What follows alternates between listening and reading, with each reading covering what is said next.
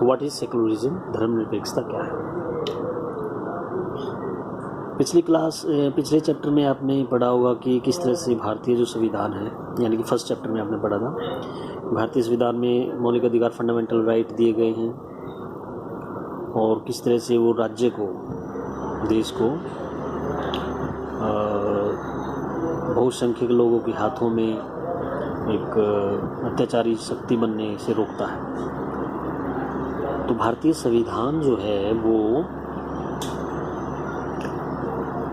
व्यक्तियों को अपने धार्मिक विश्वास, अपनी प्रथाओं को निभाने के अधिकार देता है। तो भारत में जो धार्मिक विचारों की स्वतंत्रता है वो सभी को प्राप्त है। भारत में ये नीति अपनाई गई है कि धर्म को राज्य की शक्ति से अलग किया गया है, meaning secularism refer to this separation of religion from the state. तो धर्मनिरपेक्षता का मतलब है धर्म को राज्य की शक्ति से अलग रखना। ना तो धर्म राज्य में इंटरफेयर करेगा, ना राज्य धर्म में इंटरफेयर करेगा, बाधा पहुंचाएगा। इसके बाद फिर है Why is it important to separate religion from the state? धर्म को राज्य से अलग करना क्यों महत्वपूर्ण है? इसमें एग्जाम्पल आपको दिया गया है।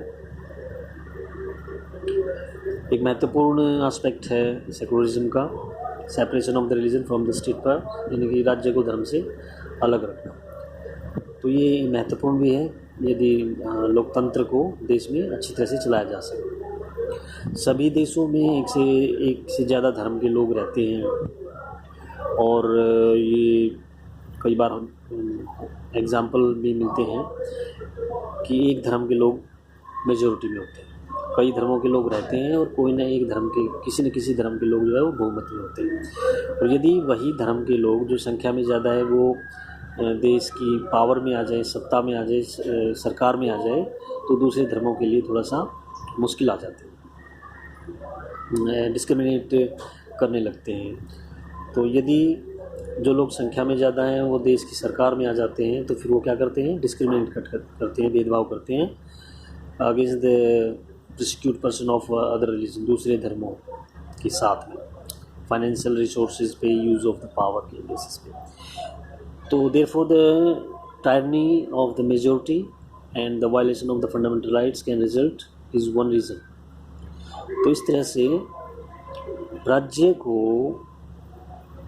धर्म से अलग रखने के कारण है, पहला कारण है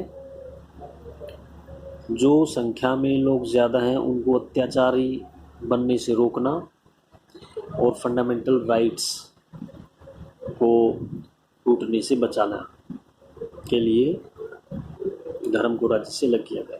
एक और रीज़न इसमें बताया गया है राज्य को धर्म से अलग करने के लिए कि प्रत्येक व्यक्ति को अपने धर्म को निभाने का अधिकार है और प्रत्येक व्यक्ति ये चाहता है कि दूसरे धर्म के लोग उसके धर्म में इंटरफेयर ना करें, और उसको अधिकार है कि वो रिलीजियस टीचिंग, मतलब अपनी जो धर्म है उसको अच्छी दूसरे धर्मों से अलग जो है वो पढ़ाए या आगे बढ़ाए। इसको और अच्छे से समझने के लिए हमें इसका एग्जाम्पल देना है। हिंदू धर्म में जैसे अनटचेबिलिटी है, हिंदू धर्म में भी अनटचेबिलिटी है और बहुत सारे लोग अनटचेबिलिटी को डिसलाइक करते हैं, यानी पसंद नहीं करते हैं। यदि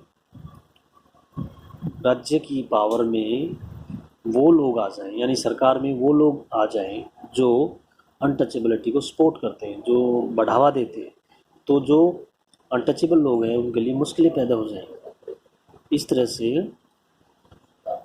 हम इसको भी समझ सकते हैं, यानी कि जो लोग संख्या में ज़्यादा हैं किस तरह से वो दूसरे कम संख्या धर्म के आधार पर या जाति के आधार पर लोगों के लिए मुश्किलें पैदा करते हैं। तो इसलिए धर्म को या धार्मिक मामले को राज्य से अलग करके देखा जाता है। इसके बाद है even if you are part of the dominant religious group you might face a lot of resistant from fellow members. These members who have controlled the state power might say that there is only one interpretation of the Hinduism and that you do not have the freedom to interpret it differently.